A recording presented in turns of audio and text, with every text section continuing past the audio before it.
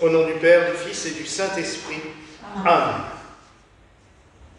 Mes chères sœurs, mes très chers frères et sœurs qui nous regardez, nous célébrons Saint Antoine le Grand. Non pas que les autres Saints Antoine soient des petits, ni Saint Antoine de Padoue, ni Saint Antoine Marie Claret, ou Antoine Zacharias. C'est tout simplement parce que c'était le premier. Saint Antoine remonte à l'an 251, sa naissance. Donc c'est vraiment les prémices du christianisme.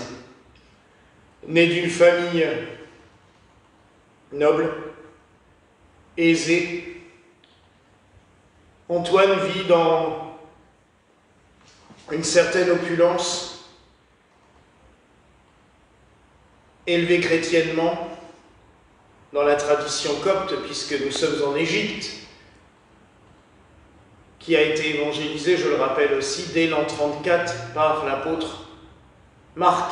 Donc c'est un des tout premiers pays évangélisés. Et peut-être même, comme nous l'avons déjà dit, c'est un pays qui a connu le message du Christ avant même les évangiles, puisque l'enfant Jésus y a passé 3 ans lors de la fuite en Égypte avec Marie et Joseph. Donc, il est d'une famille aisée. Il a une sœur, et ses parents vont mourir alors qu'il est âgé de 20 ans. Antoine ne se pose guère de questions jusqu'au jour où il va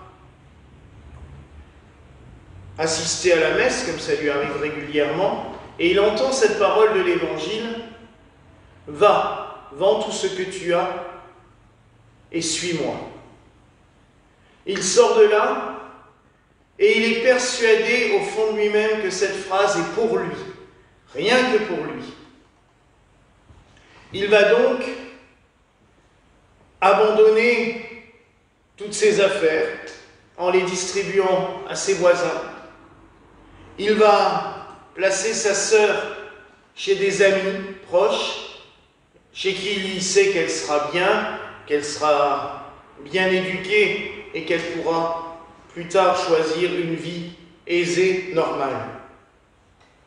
Et lui part. Il va dans le désert. En Égypte, c'est pas compliqué. C'est souvent très près. Mais il va essayer d'aller de plus en plus loin dans la solitude parce qu'il n'y a pas de monastère à l'époque et il n'y a pas vraiment de vie monacale. On ne sait pas comment faire pour vivre avec le Seigneur. Il n'y a que des prêtres dans les communautés ou des évêques, mais il n'y a pas cette vie monastique. Ainsi, il va dans le désert et régulièrement, il va rendre visite à d'autres religieux qui ont choisi cette vie d'isolement, cette vie d'ermite, pour voir comment ils vivent, quel rythme ils se sont institués, quel rythme de vie, quel mode de fonctionnement. Et il retourne chez lui, dans son ermitage, et il applique cela. Et ainsi de suite, il va se créer une petite règle monastique à lui, avec un rythme qui lui convient. C'est ce qu'on appelle l'idiorhythmie, c'est-à-dire que chacun a sa propre règle monastique à soi.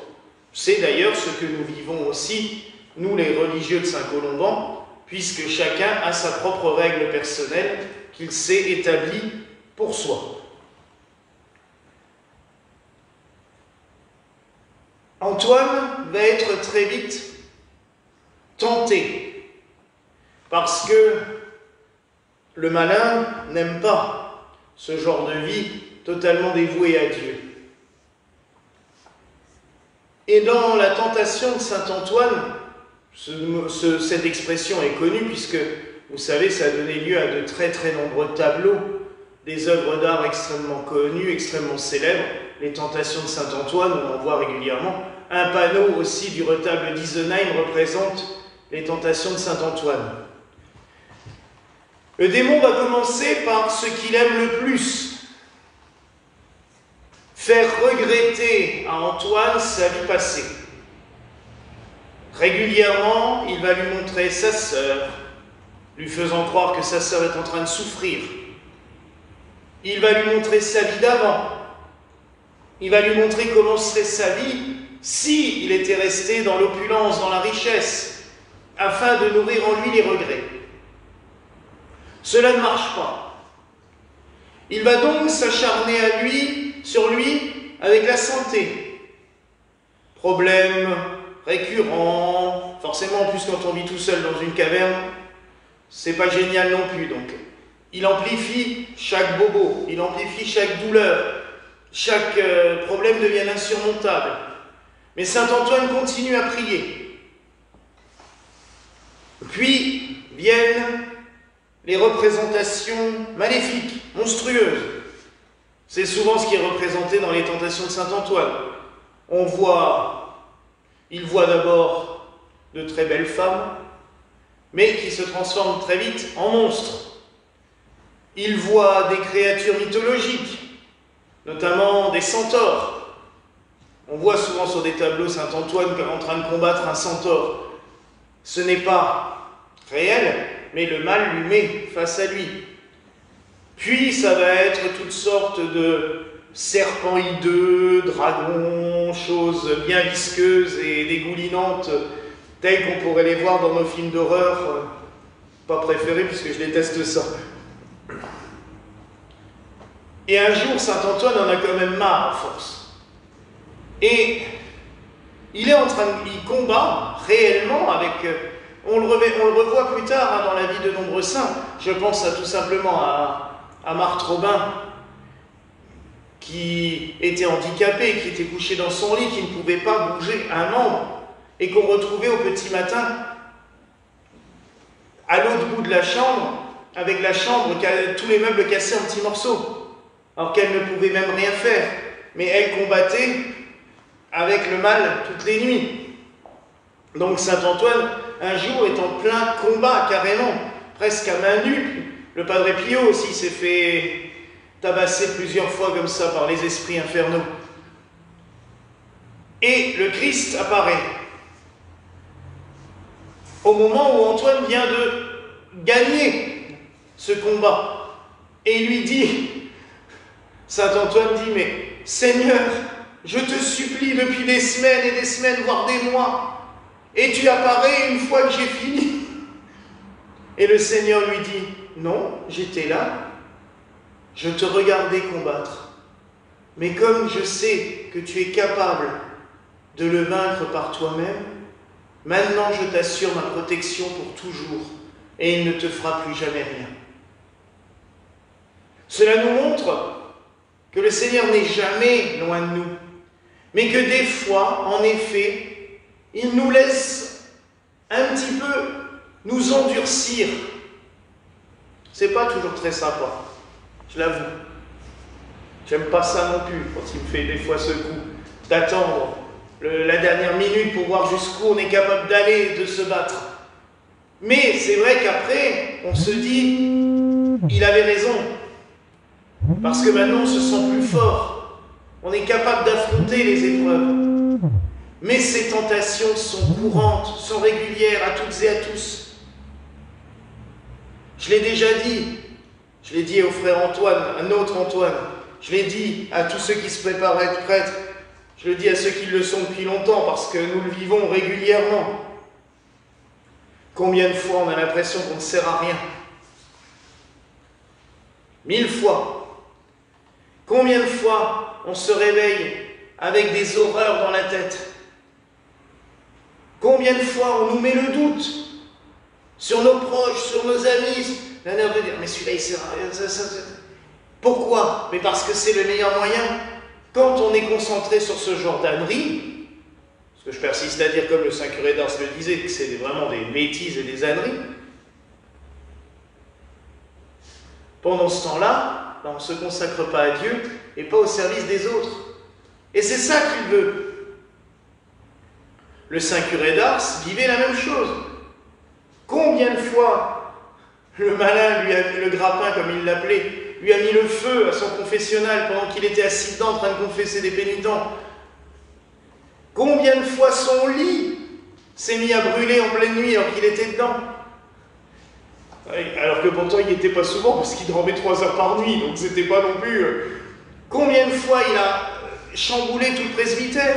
Et avec des témoins, c'était pas dans la tête du saint curé d'Ars, puisque plusieurs fois, croyant que c'était des voleurs au début, il a appelé des gens du village qui ont dormi avec le presbytère et qui ont entendu ce vacarme, qui ont vu les meubles se mettre à voler, les objets, à voler tout seuls.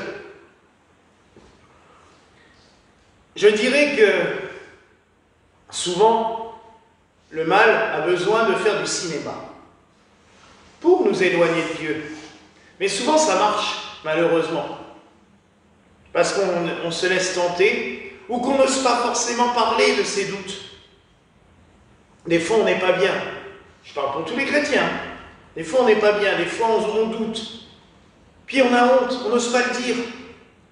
On se dit, mais qu'est-ce que va dire le prêtre, ou va dire mon confesseur, ou va dire mon père spirituel? Si je lui raconte ça, il va me dire, eh oh, ça va, oui? Tu doutes encore? Alors que non, c'est naturel, c'est logique. Parce que ce combat a toujours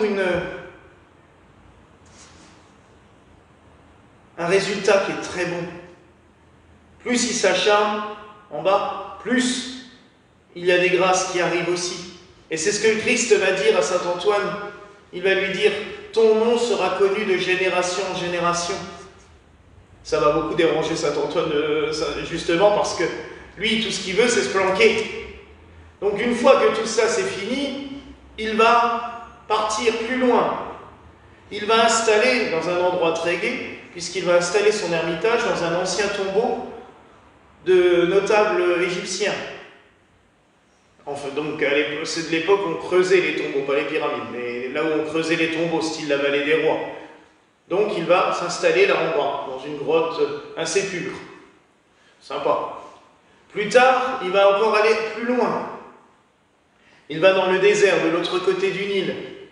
Et c'est là qu'il va commencer à accepter, parce que le Seigneur va lui faire comprendre clairement, d'avoir des disciples. Il va avoir des disciples comme saint Macaire, qui sera aussi un des saints égyptiens très connus, très vénéré pendant tout le Moyen-Âge aussi. C'est Macaire d'ailleurs qui sera chargé de cacher le corps d'Antoine à sa mort, parce que saint Antoine a tellement peur des honneurs qu'il demande à être caché. Donc Macaire va enterrer le corps de son maître discrètement, loin du monastère, pour que personne ne sache où il est enterré. Pas de chance pour lui. Le Seigneur va apparaître à 4 personnes différentes, 50 ans après sa mort, pour dire où se trouve le corps. Et ces personnes vont arriver en même temps et vont sortir le corps et le ramener à Alexandrie. Donc, quand le Seigneur ne veut pas, il ne veut pas. Nous savons aussi tellement de choses sur saint Antoine le Grand, parce que 2 de ses disciples sont parmi les plus grands saints d'Égypte, saint Athanase d'Alexandrie, qui nous a laissé tant de choses pour l'Église encore universelle, notamment ses combats contre l'arianisme et tout ça, et saint Sérapion, qui était aussi un très grand saint thaumaturge, ont raconté la vie de saint Antoine le Grand.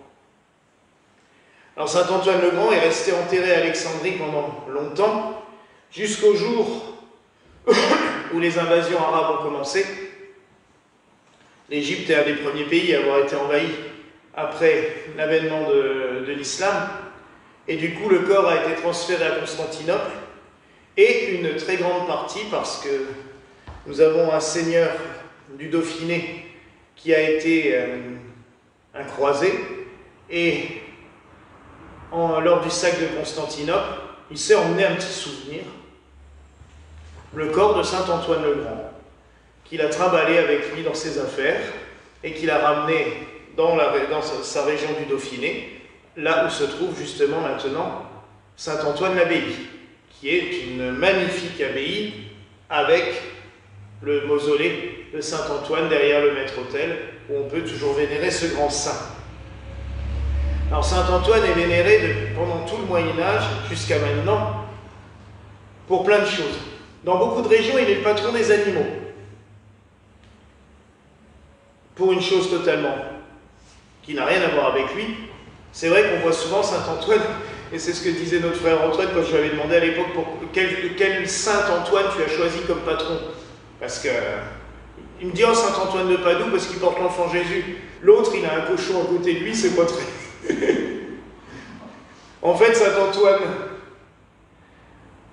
le Grand, ou l'abbé, a un cochon à côté de lui, tout simplement parce que... et une clochette, on voit souvent un bâton avec une clochette et un cochon, tout simplement parce qu'il était saint patron de ceux qui avaient des maladies contagieuses, notamment le mal de saint Antoine, qui était une forme de peste pas aussi grave que les autres, mais l'ergot de seigle, tout simplement. Donc, comme on considérait qu'ils étaient contagieux, souvent, quand ces personnes devaient se balader toujours en groupe, avec quelqu'un devant qui tenait une clochette. Et souvent, on mettait un cochon aussi avec eux, histoire de bien montrer qu'ils ne valaient pas grand-chose. Donc, c'est pour cela que saint Antoine est représenté qu'un cochon à ses pieds, et c'est pour ça qu'il est aussi devenu le saint patron des animaux. Donc c'est vrai que souvent, le jour de la Saint-Antoine, dans pas mal de régions, on bénit les petits pains qu'on donne aux animaux, pour leur santé. Mais on bénit aussi ces petits pains pour la santé des êtres humains. Il est très vénéré. Il y avait même une congrégation de moines qui vivaient pas la règle de saint Antoine l'abbé, parce qu'il n'a pas laissé de règle, même si tous les moines d'Orient se rapportent à lui. Mais il y avait les pères Antonins. Les Antonins, c'est d'ailleurs la congrégation qui était présente à Isenheim, qui étaient des moines chargés de s'occuper justement des malades du mal de saint Antoine. Et c'est eux qui ont fait faire pour leur chapelle, leur église, le retable d'Isenheim, qui devait permettre, par la contemplation de ce tableau, c'est assez exceptionnel parce qu'il est prodigieux. Il est d'un côté extrêmement terrifiant sur certains panneaux, d'autres la crucifixion est assez réaliste, mais d'un autre côté la résurrection est complètement fabuleuse. Et en fait, par ce tableau, par la contemplation de ces images, ça devait amener les malades à la guérison par la contemplation d'une image fortement spiritualisée et qui rappelait tous les passages un petit peu de leur vie. C'est-à-dire le passage quand ils contemplaient les tableaux représentant la tentation de saint Antoine, ben ça rappelait leur passage dans la folie et la mort du Christ, puisqu'à un moment donné, quand on sombre dans la folie, on est mort au monde extérieur, puis la résurrection, c'est-à-dire ce retour à une vie normale. Donc vous voyez à quel point ce retable de Matthias Grunewald a une importance assez considérable, et tout cela vient de la spiritualité des pères Antonins, qui étaient vraiment là pour guérir les malades et les sortir de leur carcan de maladie pour arriver à une vie nouvelle. Donc nous pouvons aussi prier saint Antoine tout particulièrement pour cela ce soir. Et il a vraiment laissé sa marque, puisqu'il y a rarement une église de campagne où il n'y a pas une référence à saint Antoine l'abbé avec le cochon, parce qu'on le prie pour les troupeaux, on le prie pour les animaux, on le prie pour les malades. Je vous rappelle quand même que toute forme de peste avait été extrêmement courante durant tout le Moyen-Âge, donc des saints comme lui ont s'attaché fortement à lui. Donc ce soir, prions tout particulièrement saint Antoine l'abbé pour les malades, pour tous ceux et celles qui souffrent des attaques maléfiques, des attaques démoniaques, parce que il y a énormément de gens encore, et même chacun de nous, dès que nous avons des formes de dépression, de doute, de souffrance, c'est une attaque du mauvais. Donc il faut sans cesse lutter contre lui. Donc prions saint Antoine l'abbé de nous protéger, de nous bénir et de prier pour chacun de nous. Voilà la grâce que je vous souhaite au nom du Père, du Fils et du Saint-Esprit. Amen.